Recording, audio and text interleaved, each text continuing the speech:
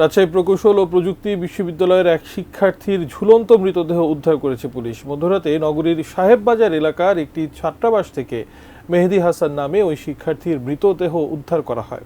তিনি রুয়েটের নগর ও অঞ্চল পরিকল্পনা বিভাগের 2018-19 শিক্ষাবর্ষের শিক্ষার্থী ছিলেন। মেহেদীর গ্রামের বাড়ি রংপুরের আলমনগরে। রুয়েটের ছাত্র কল্যাণ পরিচালক প্রফেসর ডক্টর রবিউল ইসলাম সরকার জানান, মেহেদী ওই ছাত্রাবাসের একটি রুমে একাই থাকতেন। ভেতর থেকে বন্ধ করা রুমে ঝুলন্ত অবস্থায় তার মৃতদেহ উদ্ধার করে পুলিশ।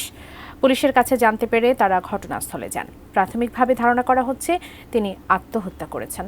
রাতেই তার মৃতদেহ রাজশাহী মেডিকেল কলেজের মর্গে পাঠানো হয়।